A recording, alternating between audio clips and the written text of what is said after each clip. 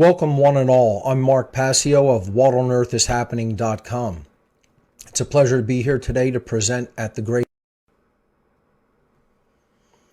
Welcome one and all. I'm Mark Passio of whatonearthishappening.com. It's a pleasure to be here today to present at the Greater Reset 5. Thank you to Derek and John for inviting me to speak, and to all the other great organizers of this event for hosting it. My presentation today is entitled, Why We're Losing: 7 Reasons the Freedom Movement is Failing. And a lot of people kind of tend to get on me for being so tough on people within the freedom movement, especially. And I want to tell people today that I'm going to go over some very specific reasons why I am. And hopefully by the end of the presentation, people will more fully understand, if they truly, really listen to what I'm saying here, why we have not, as a species, made much progress and much movement toward true human freedom. So let's jump into the presentation. As always, I start my presentations with some basic caveats and warnings. The first is always that there is nothing new that you will be seeing here today. As the ancient saying goes, there is nothing new under the sun. Number one, this means that things have not changed and there has not been any real new progress in the human condition. It has remained the same over the centuries. The phrase "nothing new under the sun" also means that the truth has always been here, and it will always be here. It's eternal. It is something that just simply needs to be fully recognized, that it is the way things are, and that it has always been like that. Once that is recognized, then maybe we can make some progress and change things and create something new. But all I can really do is present what I'm going to present in a personalized framework with my own style and my own aesthetics applied. The information itself is pretty much something that has always been with us. So a lot of people say, "Oh, I'm not hearing anything new here." Well, you're not going to hear anything new.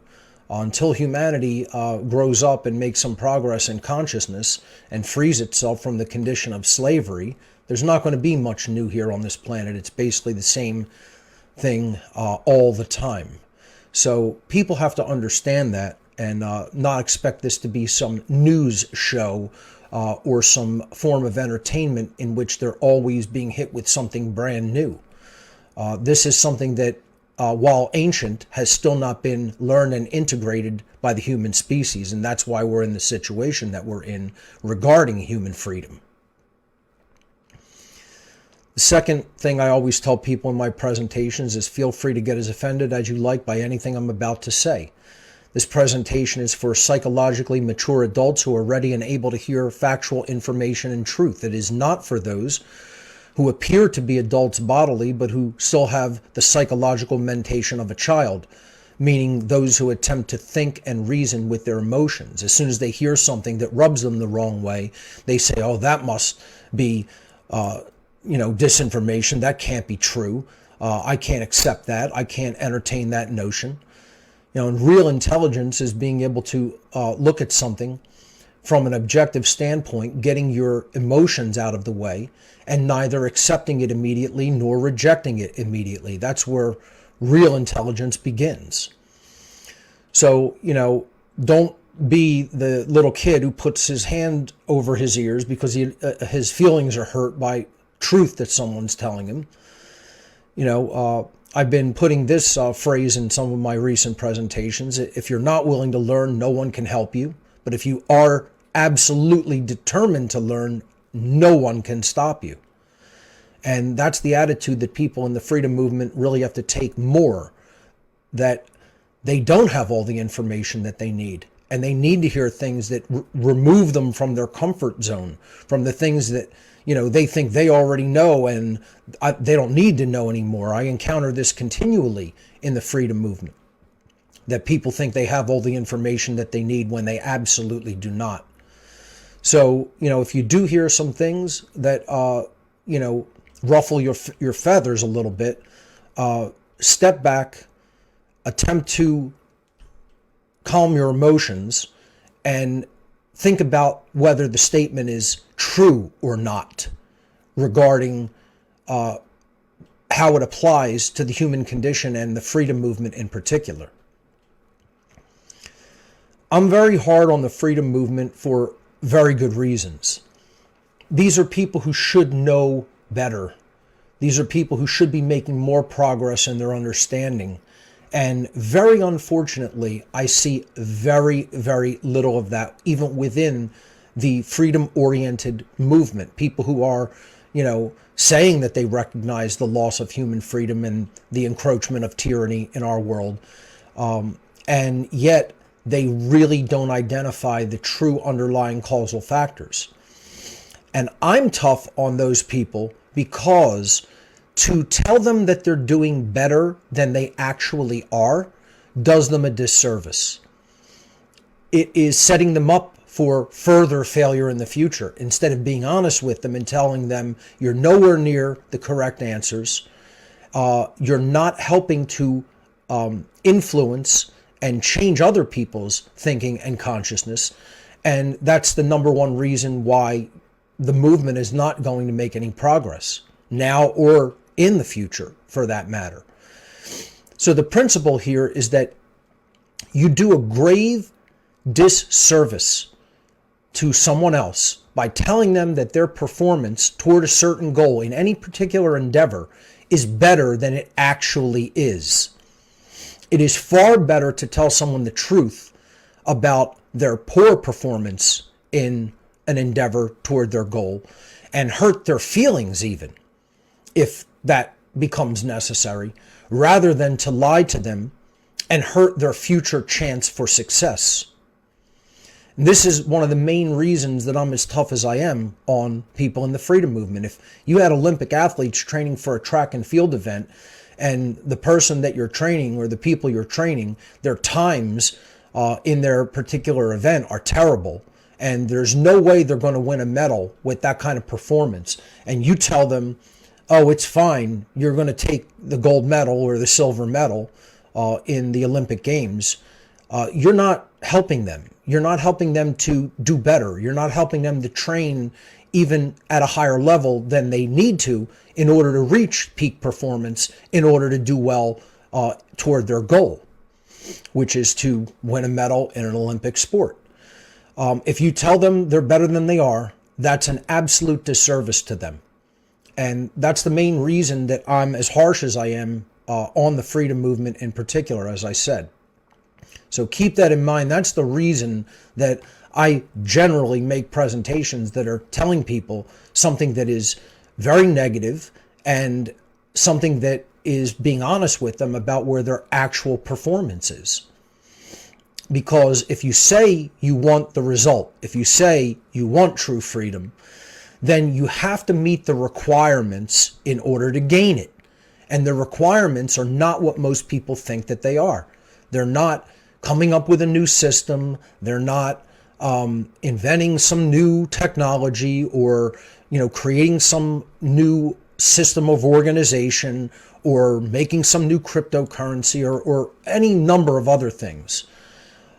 The way that we are going to get ourselves out of the mess that we are in regarding the destruction of human freedom is to completely change the way we think, first and foremost, and then to influence other people to change the way that they think. Thought is what is creating our reality. Thoughts lead to behaviors, and behaviors lead to situations in the world. And the deplorable nature of human behavior and the deplorable nature of the human situation right now is due to the way the vast majority of human beings continue to think. So let's look at that dynamic for a moment. It's a fact, not my personal opinion, that we are definitely losing this battle for freedom.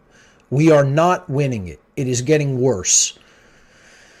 And the people within the freedom movement don't really know how to push the envelope forward. They don't know how to move the ball down the field. They don't know how to climb the mountain. They are continuing to think and do things that do not lead to the result that they say that they want. And the evidence of that is that tyranny is continuing.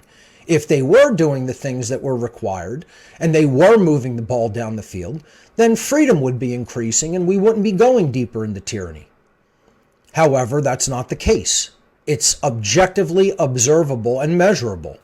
It's not a matter of my opinion. It's fact that we are not winning this battle. People will say, oh, people are waking up, but what's really changed? Nothing has changed. We are still enslaved. That's the human condition, is covert slavery, is slavery through mind control, through the control of how people think and the suppression of their consciousness. And the overwhelming vast majority of people within the so-called freedom movement do not know at all how to get to their goal because they don't understand the governing dynamics of the problem that they face. They don't understand the thing that actually governs the condition of whether an entire species is free or enslaved. And this means that the freedom movement have no true orientation with respect to their stated goal. They don't know where the top of the mountain is, let alone how to get there. Okay? And without such orientation, success toward the goal of true freedom is absolutely impossible. And most people won't tell people this.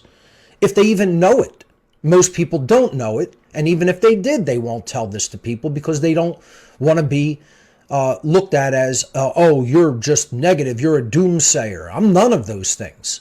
I'm a realist. I'm trying to explain to people how a science works and get them to understand how that works and then align their behavior to that governing dynamic. And it's been one of the most challenging and difficult, or some would describe it as next to impossible things, because you're dealing with so many hard-headed people that are attached to their belief systems.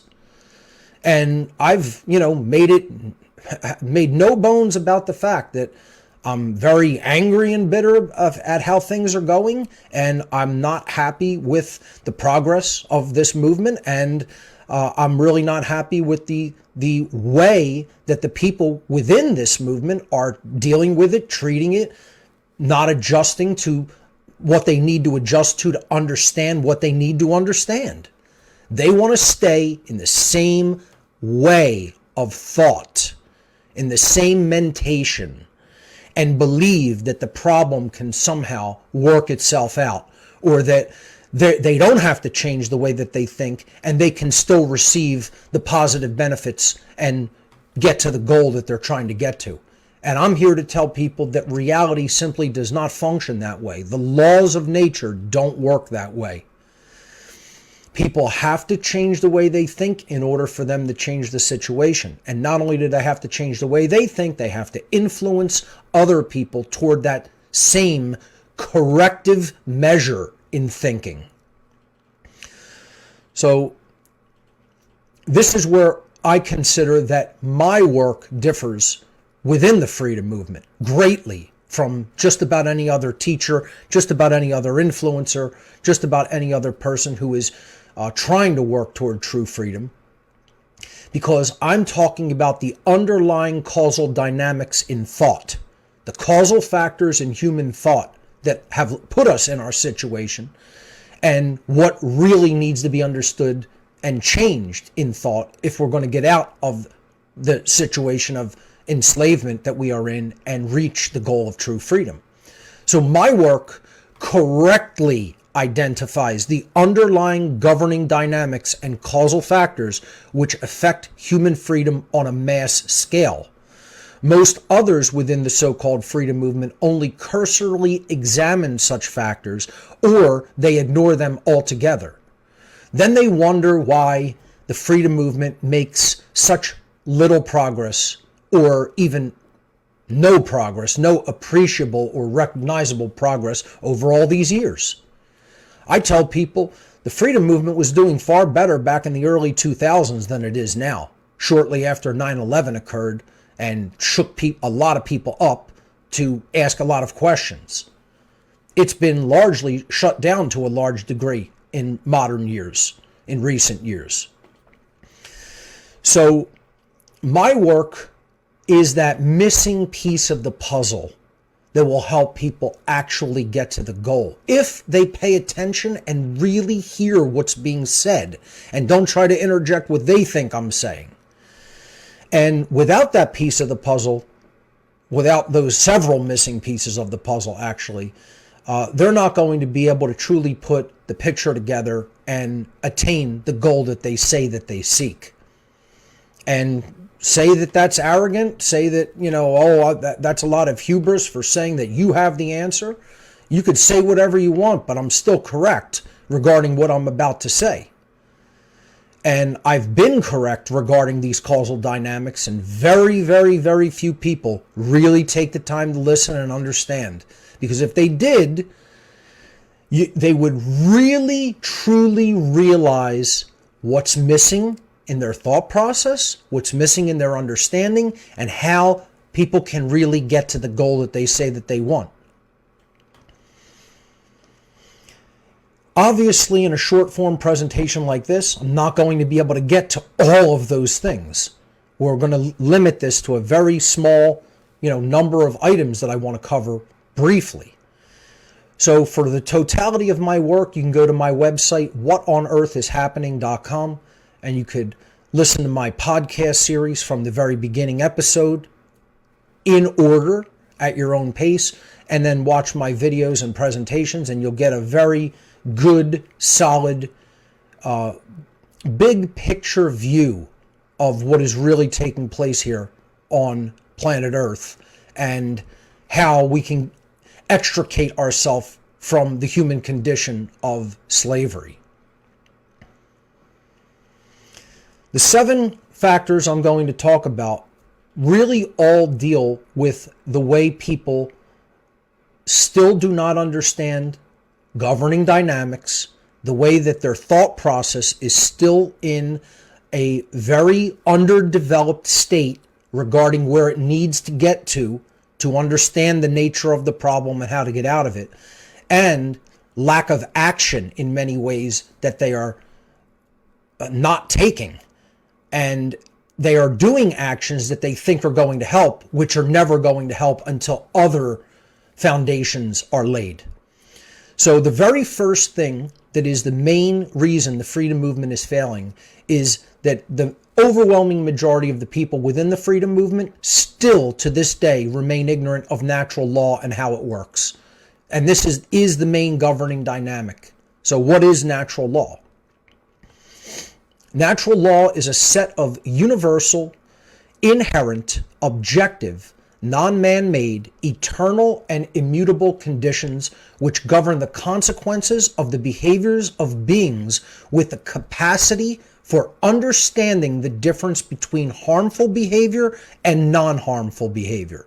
Yes, that's a mouthful as a working definition for a governing dynamic in nature. But let's just briefly break that down. It's universal. It exists everywhere in the universe. It's inherent. That means it's part of nature. It's not a constructural idea of the human mind. It's part of nature itself. It's objective. That means it is not subject to human interpretation. It exists independently of how anyone thinks about it. It's non-man-made. That's pretty self-evident. What that means, it means it comes from nature, not from humanity. It's eternal. It will never not exist. It exists for as long as the universe exists. It's immutable. That means it cannot be changed. These conditions are unchangeable by anything humanity is capable of doing or any other being or situation. It does not make a difference what is done. These conditions remain in effect. And they govern the consequences of our behavior. That's what I mean by governing dynamics. We behave, we have free will to behave, and we can choose our behaviors, but we are not insulated from the consequences of our behavior. And they these governing dynamics, these natural laws, affect and bind those that have the capacity for understanding the difference between right and wrong. They do not apply to the animals. They apply to beings that are human and higher level intelligence than human. Meaning you have to have the capacity in the mind for the definitive understanding between behaviors that are rights and between behaviors that are wrongs, wrongdoings that violate human rights. So the understanding of natural law is all centered upon bringing human conscience, that's the knowledge of the difference between right and wrong, into alignment with objective morality. That's actually choosing right behavior over wrong behavior. And we're not talking about religion here. This is absolutely non-religious. This has nothing to do with religion. This is a science of nature. It's a science of behavior and the consequence of behavior, and the science of how the dynamics of freedom and tyranny actually work in nature. This constitutes a science that is, as of yet, unknown by humanity, not in its fullness. Some people have an inkling of it. Some people know more about how it works than others. But as a species, we remain almost completely ignorant regarding natural law, and that's why we're still enslaved. Conscience is the definitive knowledge of which behaviors are rights because they do not initiate harm to other sentient beings, and which behaviors are wrong because they do initiate harm to other sentient beings. That's the real, definable, objective difference between right behavior and wrong behavior. It is not a guess. It is not something that you find in a religious text. It is not something that we invent. It's not a constructural idea of the mind. When we behave and harm results in the natural world, then that is a wrongdoing. If we behave and harm is not initiated in the natural world, that action is a right. That's actually very simple. If people get their clouded and previously distorted thinking out of their head, because they're running mind viruses. And mind viruses prevent people from understanding real governing dynamics, especially natural law. The fundamental nature of humanity's continued loss of freedom is that most human beings do not have a full and accurate understanding of objective morality, the true and actual difference between right behavior and wrong behavior in nature/reality. Ignorance of true morality leads human beings to erroneously believe that violent and harmful behaviors based upon the belief in authority are somehow morally legitimate and acceptable when they are absolutely not morally legitimate at all. The belief in authority comes out of people's ignorance of natural law. There is no such thing as human authority. Never has been, never will be. Doesn't exist now, never will exist. Has never existed. There is a claim, an immoral, violent claim of authority that holds people in duress for disobeying the ruling class's decrees that they call law. And all that is a usurpation of natural law. It's a usurpation of the laws of the universe, of the creator of the universe. And that's what these people in so-called power, in earthly, worldly power, want. They want to usurp the laws of nature and become God. That's what Satanism is. That's what dark occultism is, which is we're going to get to in a moment. As a result of people's complete lack of understanding of objective morality and their belief in human authority, many, many behaviors which most human beings conduct and condone are completely out of alignment with natural law, which leads to the continuation and furtherance of human slavery. It leads to the creation of slavery, it leads to the continuation of slavery, and it leads to slavery becoming deeper and deeper bondage. This dynamic is expressed in the natural law of freedom. And the law of freedom states that as morality and aggregate morality and aggregate freedom are directly proportional to each other. So the total morality of the population of human beings is going to be completely proportional to the total freedom of human beings. So what does that say about how moral human beings are? If they're completely proportional degrees and humanity is enslaved, then their aggregate behavior cannot be very moral. When we add it all up and all the human beings add up, if we place like a little index on their behavior of how moral it is from a scale of 1 to 100 and added up everybody's moral index in the whole world, it would be pretty damn low when it comes to not really understanding the true objective difference between rights and wrongs. And that's the problem. That boils it down to the very simple dynamic, is that most people don't know the difference between right and wrong still to this day. And they're not being taught the difference. Here is the law of freedom stated as simply as it can be stated. The aggregate freedom of human beings is directly proportional to the aggregate morality of their behavior. That's it. It's that simple. And most people still don't understand that on this planet.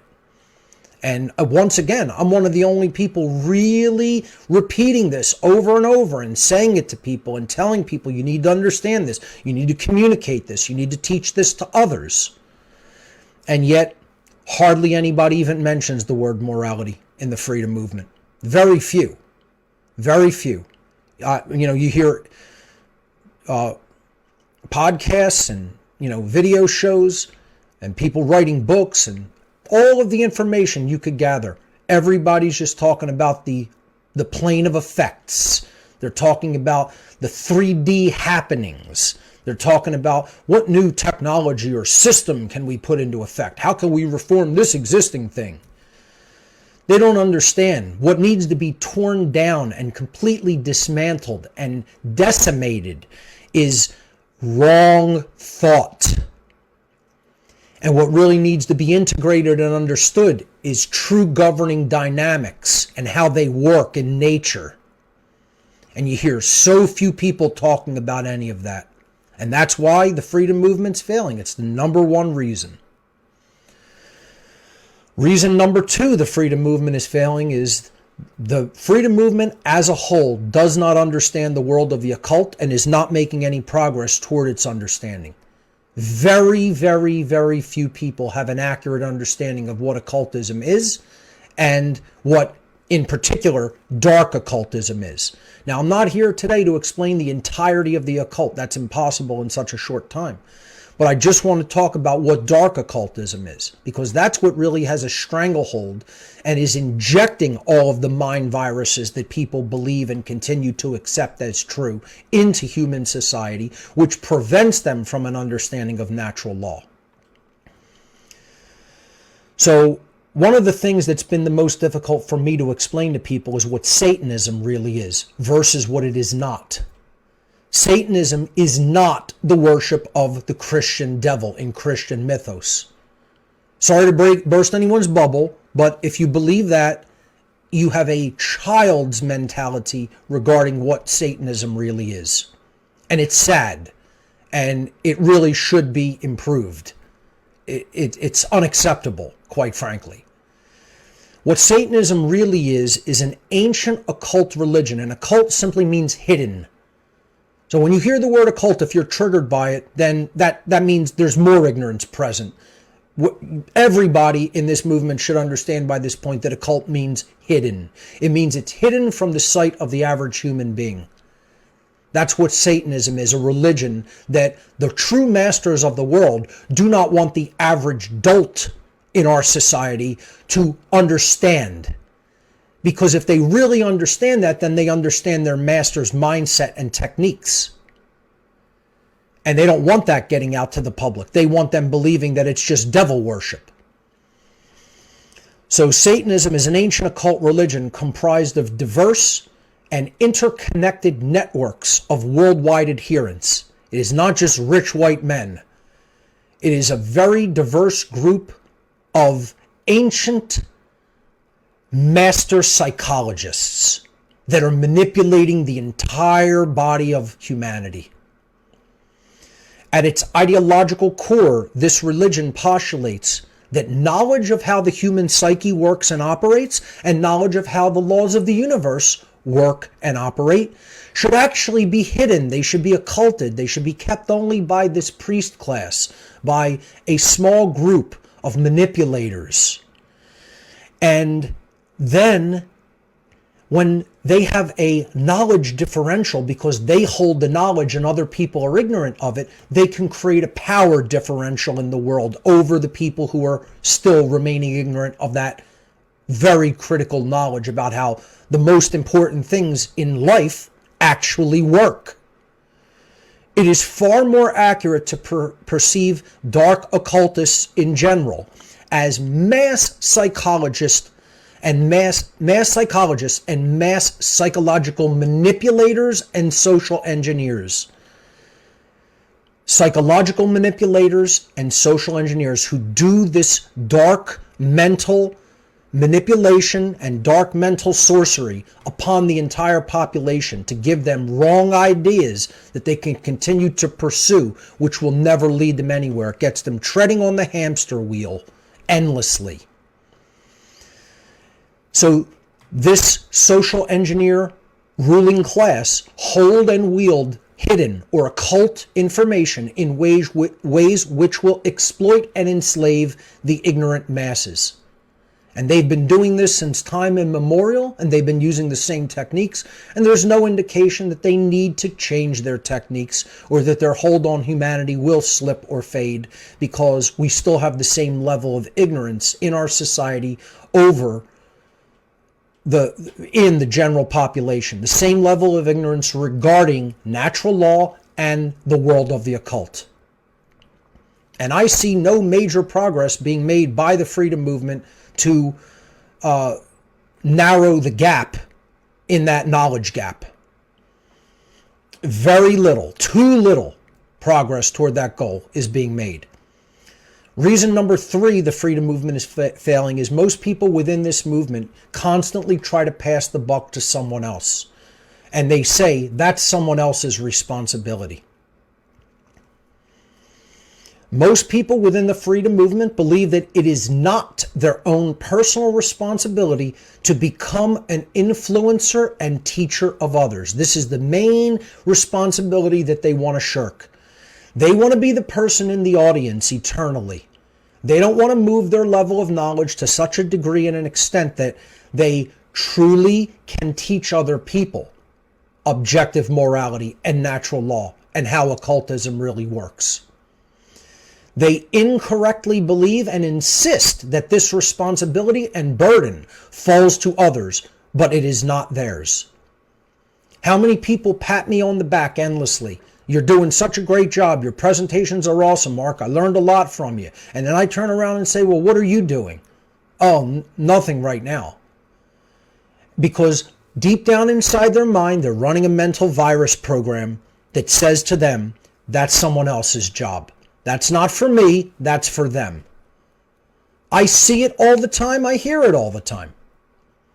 Most people sit on the sidelines and observe the battle for freedom taking place as if they were watching it on a screen, instead of engaging it with active participation themselves. Then, when nothing changes, they feel they have a right to complain when the battle for freedom is going poorly. And it is going poorly. Through their own inaction and refusal to own their personal responsibility to become involved, they are literally causing freedom to be destroyed at an even faster rate. Let me say that again for people really listen to what I'm saying here. By this refusal to accept their own responsibility to get involved in the battle, when they're still sitting on the sidelines and saying, that's not for me, that's for someone else to do. That's someone else's job, not mine.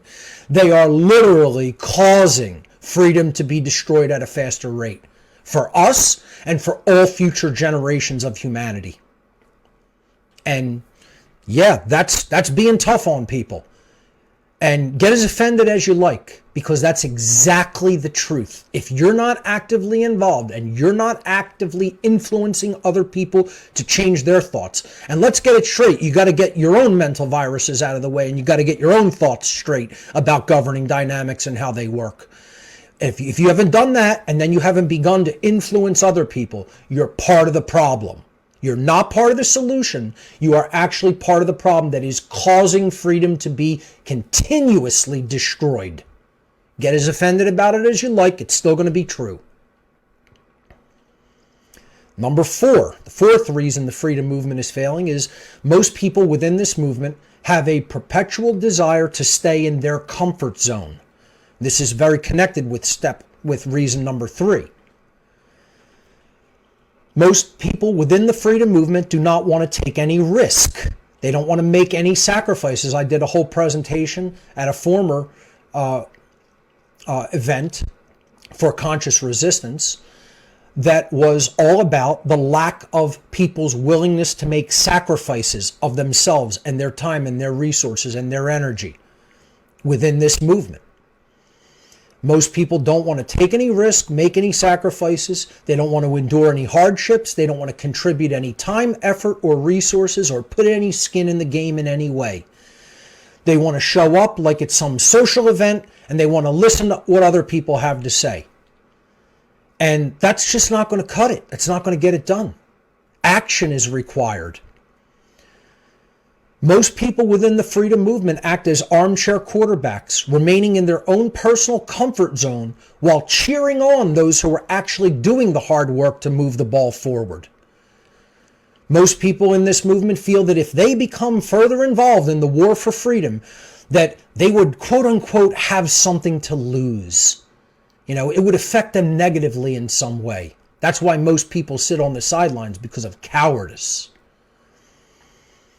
And in fact, this attitude that, hey, well, I have something to lose. I can't speak out. I can't get involved. You know what that really means, that attitude? It means you've already lost.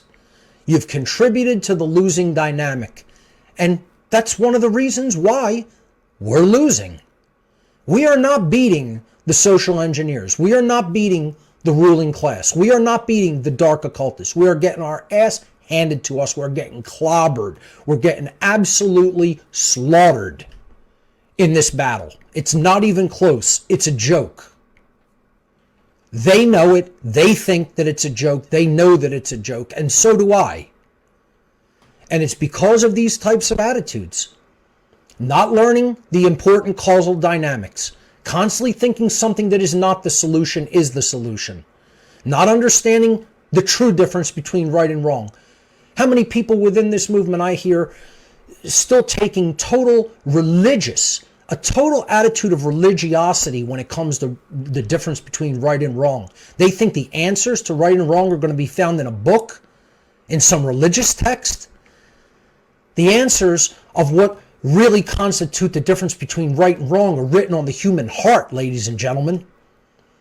And that's the problem, is people aren't in touch with that dynamic. That's why they don't have a lot of courage. They got no heart in the game. They got no skin in the game. They got no heart in the game. They don't have their guts in the game. And most of them don't have their mind in the game either. And you add up all those failures, it adds up to a failure in the aggregate sense. The job that has been done has been inefficient, has been inadequate. It's not good enough. And I'm going to keep saying that to people until it starts to become somewhat decent. Our efforts have been horrific in the last decade to decade and a half. Horrific. And that's why this movement is largely falling apart and not making progress forward. Part of it is reason number 5, the mindset of I'm not blank enough. And you could fill this in with a million different things. Let's just look at some of them briefly. I'm not good enough. I'm not smart enough. I'm not talented enough. I'm not motivated enough. I'm not courageous enough. I'm not young enough. I hear this one. That's for younger people to get involved with and make that kind of effort. I don't have enough time. There's not enough time for me to learn all that stuff. There's not enough time for me to learn the technology that I need to learn to go and influence other people and put that out into the world through media. I don't have enough resources to do those things. This whole attitude that you're not sufficient and not enough. That's why it's playing out and manifesting as a self-fulfilling prophecy, and it's coming out as an effort that's not enough, that's not good enough. It's because of people's thought that they're not good enough. People are good enough to do that. For some reason, because of self-loathing that's deeply nested in their psyche, they're not beginning and saying, I can't be that influencer, I can't be that person, I can't do this, I can't do that. Well, guess what? Like the old saying goes in the law of attraction, whether you believe you can or you believe you can't, either way, you're right. That's the problem. Mental viruses telling people to tell themselves, I'm not good enough, I'm not smart enough, I'm not talented enough to get involved and do this. Oh, they don't have enough resources, they don't have enough money, they don't have enough equipment, they don't know where to begin. How many times I've heard this from people? I don't know where to start. Start where you're at. Start by acknowledging what is. How about just start with the very simple thing? Start with where you're at, start with what is true, start with where you know you want to go and the factors that actually get you there. That's where you start. You got to get out of the mindset that this is going to be there's going to be some political solution. You got to get out of the mindset there's going to be some financial solution. You even got to get out of the mindset there's going to be some technological solution. Technology is a component to the solution, but it's not the totality of it. Once you get your mindset straight, you got to influence other people, and the mechanism for that influence is modern day technology and media. But one thing for sure is we got to get out of this dejected mindset of we can't. I'm not telling people we can't. I'm telling people up to this point, you've done a terrible job at moving toward your stated goal. That doesn't mean you can't do it. Don't mishear what I'm saying and think I'm telling you you can't do it. I'm telling people the exact opposite. You absolutely can do it. You just haven't been doing it. There's a big difference between telling somebody the job that you have been doing is completely inadequate to the attainment of the goal versus telling them you can't do it, it's impossible. I've never said that once, ever. In my entire broadcasting career, in my entire presenting career, I have never told people it is an impossibility to achieve the goal of true freedom, because I know that it is. I just know it has certain requirements, and other people don't understand those requirements because they don't understand the governing dynamics of how freedom actually works or is destroyed in the world. Once they understand those dynamics, it is absolutely possible for them to make real, true, lasting, positive change. I'm not black-pilled, folks. I'm just very dejected over how poorly our performance has been in this battle. Black-pilled means you think it's impossible. I wouldn't be talking to anybody if I thought it was impossible. Number 6, the 6th reason the freedom movement is currently failing, and one of the biggest, is people within this movement are constantly making endless excuses for the evil behavior of others. And mostly the people who I'm talking about are the order followers of our world, to a large extent. The police, the military, even people within the medical, educational, business establishments, they're order followers to a large extent. But the biggest order followers of the world are absolutely police and military. And they're the people who are actually manifesting what I refer to as the dark New World Order of slavery. We can have a positive New World Order of true freedom and true responsibility and truly treating people with respect according to their natural rights. That is possible. But right now, the people who are building and creating the dark New World Order of total enslavement are the police and the military. And if you're offended by that statement, get as offended as you like and recognize that it's an indicator that you absolutely don't understand the dynamic, that you need to. I hear people all the time saying, these people have families to feed. They have, personal responsibilities in life that they have to meet. And people depend on them, and they're a core member of a family unit. And making excuses for them destroying other people's freedom because they say they have a family. I couldn't care less that you have a family, and no one else should either. When you're conducting evil, you're not only doing something that is completely immoral to other people, you're bringing down total enslavement on yourself and your own family. How could people say you're possibly doing anything good for them? It doesn't matter whether you're doing something that sustains their physical survival in the short term when you're destroying their freedom and ultimately their soul in the long term. People have to stop making excuses for these evil people. They are following the orders of the true psychopath ruling class, and in doing so, they're destroying freedom for everyone. I've done an entire presentation on the dynamics of order following and how it's always immoral. No matter what order you follow, it's immoral. Because you're abdicating your own personal responsibility to judge objective morality for yourself. And you're saying someone else can do that, and I'll just act unthinkingly, without judging whether it's right or wrong. We have to stop making excuses for these people. They are the most immoral people alive. This is true immorality.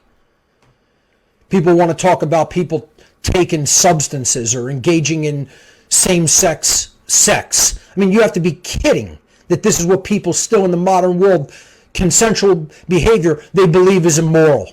Instead of people violating other people's rights and destroying freedom and removing the free will of other people. And believing there's some authority figure, that they're God, that they make laws. Now, or they follow the orders of people who claim that they're the lawmaker of the universe. Please. Get as offended as you like, people. The police and the military are the enemy. The police and the military are the people who are destroying freedom. Make no mistake about it. If you don't understand that dynamic, you're very ill-informed. And you're very, very naive. You're childishly naive. And the more people who make excuses for all the freedom-destroying order followers of our world, the more these order followers become further emboldened and will continue the immoral behaviors that they're currently conducting. They will be less likely to ever consider the immorality of their actions, the more excuses we make for them. I'm going to give a big example here, and I don't care who it offends, because this is what I see people saying within the freedom movement. Oh, these people, they have families to feed. Everybody has a family to feed in one way or another. They're nobody special, and that doesn't give them any special rights. Here's train loads full of people in boxcars and cattle cars being taken to their slaughter at a concentration camp in the Nazi regime in the late 1930s and early 1940s. Probably this picture is taken in the early 1940s, probably around 42, 43. And you have the conductor of the train taking them to their death, knowingly taking them to their death, and you have people within the Nazi SS killing squads waiting for them to arrive and take them in to wherever they're going to be gassed, whether it's going to be a mobile unit or a fixed gas chamber. Now, if you could go back in time, would you say to these two men right here in this picture to quit their jobs? Would you tell them to quit their jobs? Answer that question. Would it be right of you to tell them to quit their jobs? Would you make excuses for them? Would you say, oh, I understand you have a family to feed? Think about how silly that sounds. Think about how retarded and dumb that sounds. That you would go and say, oh, guys, I understand you got a family to feed, so you can't quit this job. I mean, that's literally what is happening today. It's just progressing at a slower rate. See, that's what was learned by the social engineers who really manipulated World War II and all of this. They learned that they can't do it that fast. They got to do it slowly in a stepwise progression over time so that the dumb people of the world don't catch on to what's happening to them. If they do it too fast, then they get resistance. But imagine people wouldn't tell these people to quit their job because they have families to feed. And yeah, it is that situation. People go, oh, it's not that situation. You're wrong. It is that situation. We're there already. We're there already. We're not going there, we're there. They just haven't completely pulled the trigger on the executions and the death that they really want to conduct. But the people who are actually building this total control system are cut from the same cloth as those Nazis standing there. And if you wouldn't tell those guys to quit their jobs, that's why the freedom movement is failing. You won't tell the police and military today to quit their jobs. You still believe they're somehow moral. Hey, this guy had a family to feed, right? Why wouldn't I make excuses for some high up member of the Gestapo or the SS? You know, he's got a family too. He's got the whole unit there. He's got the wife, he's got the son, he's got the dog. Well, why not just go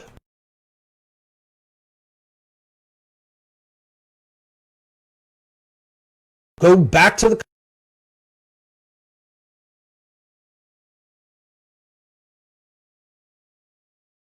concentration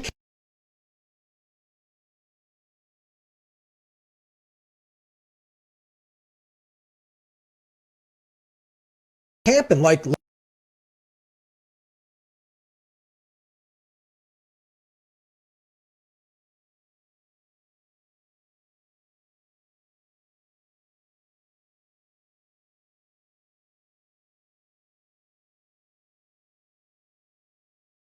why not just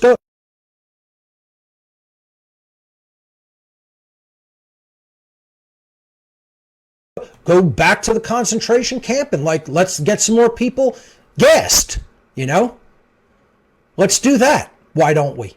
Would you tell this guy to quit his job even if it meant that his family would struggle? I absolutely would have the right to tell someone like that to quit their job and make their family struggle. Just like I have the right today to tell the police and military to quit their job and allow your family to struggle if that's the only means that they could currently be supported. They'll have to struggle for a while till you find some other means that is in right livelihood instead of wrong livelihood. We make excuses for evil and then we wonder why more evil happens. And believe me, most people within this movement, they are bootlickers of the order followers and they believe that they're necessary. You know how many people still within the so-called freedom movement I hear saying, well, we need police. Yeah, we need enslavement. We need our masters to whip us. We need to get out in the fields and pick whatever crop they want us to pick. We need to do their bidding. We need to follow their orders. Excuses for evil are not going to get it done. They're going to make it worse. And finally, the seventh reason why we're losing is people don't know how to get the message out. They don't know how to get the message of natural law, objective morality, truly choosing the right over the wrong, what the true right and wrong actually are. That they're objective and not subjective. Get the word out regarding the occult and the methods of manipulation that they do. And that's because they don't know technology. They don't know how to actually create media using technology. They're complete Luddites. They say, that's not for me, that's for someone else. I don't have the time, effort, money, motivation, whatever, age to learn. And they sit on the sidelines, not influencing. They sit on the sidelines cheering on, but not actually influencing others because they don't know what to do. They don't know where to begin in this field of endeavor. They don't know how to actually become a content creator themselves so that they can influence the minds of other people. To that end, I actually offer a course called How to Become the True Media yearly. This isn't an advertisement for that. I'm just saying that's my contribution to helping people who don't know how to get the message out. I show them how. I not only show them the governing dynamics and explore that with people in my work, but then half of the year I actually teach them the methodologies of how to get the message out. And that's what we all need to be learning and doing. The way that people are going to be influenced is through receiving media through the alternative forms of media on the internet. And unless people become a content creator and learn how to influence people in that regard, we're not making the aggregate dynamic any better. Watching from the sidelines isn't going to cut it. Wishing for it to be so isn't going to cut it. Learning the governing dynamics that you need to learn and then teaching them by creating media in the world so that many, many, many other people can be influenced by that media and learn the same things that you learn is the answer. That's the great work. So I think that's a good place to leave this short form presentation, because I think it very briefly but very highly accurately explains to people why the freedom movement isn't making any progress through these 7 basic dynamics and exploring them in brief here. Maybe at some point I'll do an extended version of this presentation to flesh out and explore these dynamics even more. Ultimately, it all comes down to doing the great work of first transforming your own mind and purging it of the mental viruses given to us by the social engineer ruling class. And then secondly, we have to broadcast those ideas out into the field of consciousness to influence other people through creative media that we get involved in making so that it spreads the message and eventually, hopefully, makes it go viral so that true human freedom can be manifested into our world. Ladies and gentlemen, thank you so much for your kind attention today.